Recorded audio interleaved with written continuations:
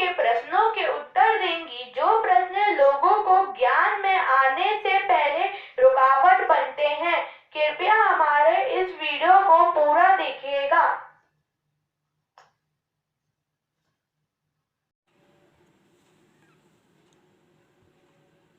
अभी तक हमने आपके योग के अनुभव सुने, अब हम आपके भोग के अनुभव सुनना चाहते हैं, जिससे हमें यकीन हो सके कि भगवान भोग स्वीकार करते हैं।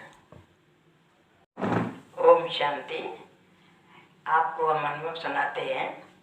मनमोहिनी दीदी की पुण्यतिथि को हमारा मन था भोग लगवाने का, तो हमने माउंट आबू से चित्र लाए, फ्रेम करवाया और 28 जुलाई को हमने इनकी पुण्यतिथि पर भोग लगवाया। भोग लगाने के लिए जैसे ही हमने थाली रखी और हमने संकल्प भी किया कि आओ दीदी, आज आपके पुण्यतिथि पर आपका भोग स्वीकार करने के लिए आओ। इतना कहते ही हमने क्या देखा कि जैसे कोई खाना खा लेता है तो कटोरी के अंदर कटोरी, कटोरी के अंदर कटोरी, बड़ी कटोरी के अंदर छोटी कटोरी रख देते ना, खाना खा लेते। खाली तो पूरी थाली खाली देखी और कटोरी के अंदर कटोरी रखी दिखाई दी। मैंने आश्चर्य लगा और मैंने कहा इतनी जल्दी खाना खा लिया दीदी। तो कभी कभी ऐसे साक्षात्कार करा देते हैं भगवान कि हमारी भावना को फौरन ही सफल हो जाती है।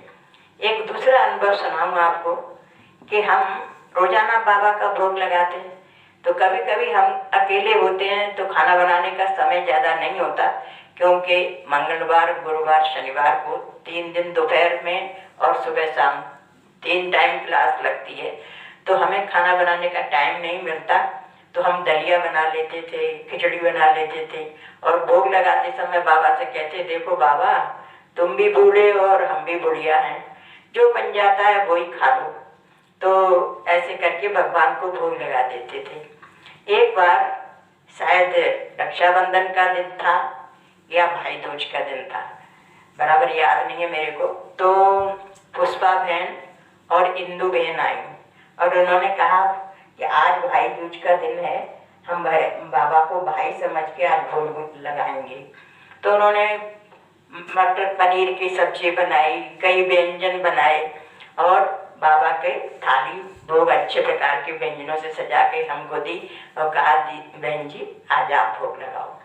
तो भोग लगाने के लिए थाली हमने जैसे ही बाबा के आगे रखी तो हमें, आपको आश्चर्य होगा कि हमें इस बाबा के फोटो में ब्रह्मा बाबा का एक जवानी का फोटो है, जिसमें बाबा शर्ट पैंट पहने हुए है और कुर्सी पर बैठा हुआ है, वो वाला चित्र दिखाई दिया। हमने भोग लगाने के बाद हमने कहा, बहनों, तुम्हारा भोग स्वीकार करने के लिए तो आज बाबा बुढ़े से जवान हो गया। हम तो रोज भोग लगाते कहते थे, बाबा आप भी बुढ़े हम भी बुढ़िया, जैसा बन जाता है खा लो। आज हमने कहा कि आपके लिए बहनों ने बड़े प्यार से भोग बनाया है, बाबा भोग स्वीकार कर लो। तो बाबा के फोटो का ही परिवर्तन हो गया, बाबा बुढ़े से जवान हो गया। तो इस प्रकार बाबा हमें उनके मतलब साक्षात्कार से महसूस होता है कि बाबा हमारे भोग को स्वीकार करते हैं।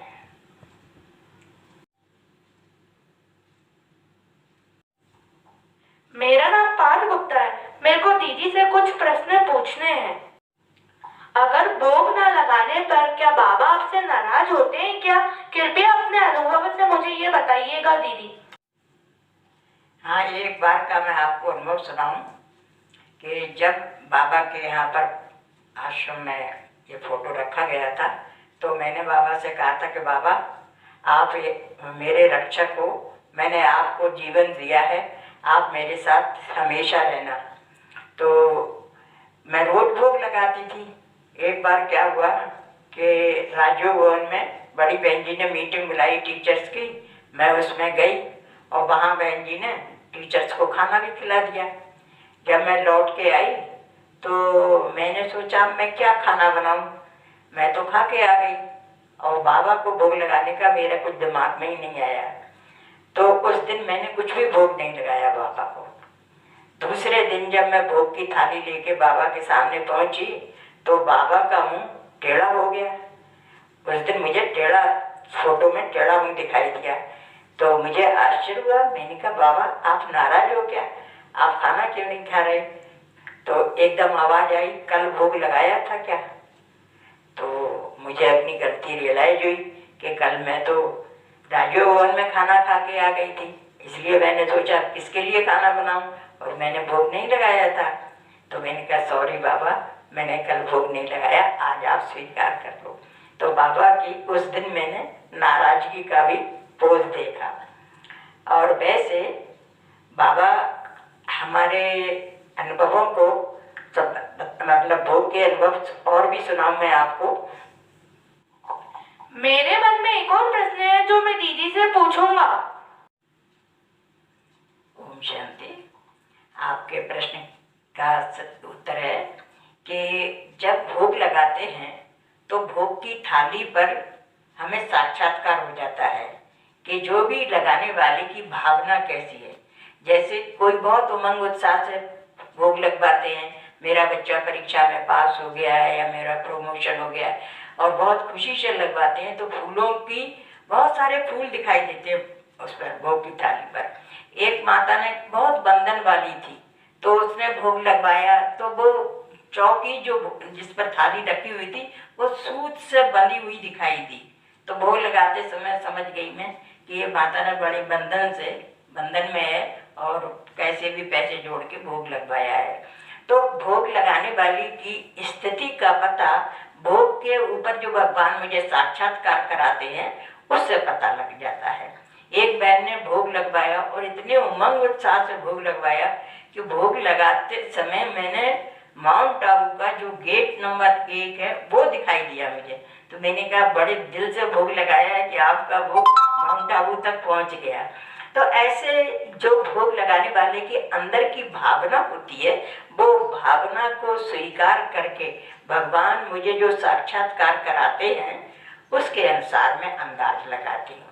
अभी आपको एक घटना सुनाऊं। एक बहन के भाई की डेथ हो गई थी, तो उसने अपने भाई के लिए भोग लगवाया। अब भोग लगवाया तो भोग लगाते समय मुझे उस पर जो फोटो खींचते हैं तो उसकी नेगेटिव रील दिखाई दी। मुझे भोग लगाते हुए आश्चर्य भी हुआ कि आज ये फोटो की नेगेटिव रील क्यों दिखाई दे रही है। तो नेगेटिव रील वो होती है जैसे हम फोटो खींचते हैं तो ओरिजिनल तो फोटो निकल आते हैं, और नेगेटिव रील से फिर दोबारा अगर फोटो निकालना चाहें तो निकल आती हैं। तो नेगेटिव रील वो आती है। तो नेगेटिव रील दिखाई दी। भोग लगाने के बाद मैंने कुछ कहा नहीं, मैंने सोचा क्यों दिखाई दी। फिर उस बहन की, उसके भाई की डेथ मर्डर से हुई थी, यानी हत्या की गई थी उसकी। तो उसके बच्चे के शरीर में उसकी आत्मा आई और उसने सारी घटना सुनाई कि कैसे मेरे को जंगल में ले गए थे जो मारने वाले, उन्होंने जबरदस्ती खूब उसको शराब पिलाई, फिर उसकी गर्दन काट के उन्होंने उसको मार डाला और मरे हुए सब को उन्होंने गर्दन को अलग और उसको धड़ को रेल की पटरी पर लाकर डाल दिया, जिससे कि देखने वालों को ऐसा लगे कि रेल की पटरी से कट करके उसकी मौत हुई। तो वो पूरी रील मुझे वो उस पर फोटो भोग लगाते समय दिखाई दी थी। फिर बाद में उसने मुझे, बहन ने उसकी घटना बताई कि बहन जी ऐसे ऐसे मेरे भाई का मर्डर किया था किसी ने और इस तरीके से उसकी डेथ हुई थी। तो मैंने कहा कि इसलिए मुझे उस समय भोग लगाते समय वो पूरी रील दिखाई दी, लेकिन मैं रील से अच्छी तरह समझ नहीं पाई, लेकिन आश्चर्यचकित तो जरूर हुई कि ये रील मुझे क्यों दिखाई दी। पहली बार रील दिखाई दी थी भोग लगाते समय। ऐसे ही एक बहन ने अपने पति के लिए भोग लगवाया था, तो उसका मैंने पति को कभी देखा नहीं था, लेकिन जब मैं भोग लगा रही थी और उसके पति का नाम लेके मैंने आवाहन किया कि आइए आपके लिए आज भोग लगाया जा रहा है, स्वीकार करिए, तो मेरे सामने एक लाइनिंग की शर्ट पहने हुए आदमी खड़ा हो गया। मैंने भोग लगाने के बाद उस पत्नी से पूछा, बहन से, कि आपके पति के पास कोई लाइनिंग वाली शर्ट है क्या? तो बोली हाँ, उनके पास में ऐसी लाइनिंग वाली शर्ट। तो भगवान मुझे साक्षात्कार कराते हैं तो उससे ये महसूस होता है कि भगवान हमारी बातों को सुनते हैं और उनका रिप्लाई देते हैं। हम भोग लगाते हैं तो उसको स्वीकार भी करते हैं। अगर हम नहीं भोग लगाते तो भी भगवान को पता लग जाता है और हमारे ऊपर नाराज भी हो जाते हैं। तो इस प्रकार भगवान हमारे साथ इस समय ऐसा ही व्यवहार करते हैं जैसे माँ बाप अपने बच्चों के साथ करते हैं या दोस्त दोस्त के साथ करता है। भगवान आया ही हम बच्चों के लिए है। ओम शांति। धन्यवाद बाबा, धन्यवाद दीदी। आपसे मिलके मैं बहुत खुश हूँ क्योंकि मेरे को मेरे प्रश्नों का उत्तर मिल चुका है। ओम शांति। हमारा मनोबल बढ़ाने के लिए व ऐसे और वीडियो पाने के लिए हमारे चैनल को सब्सक्राइब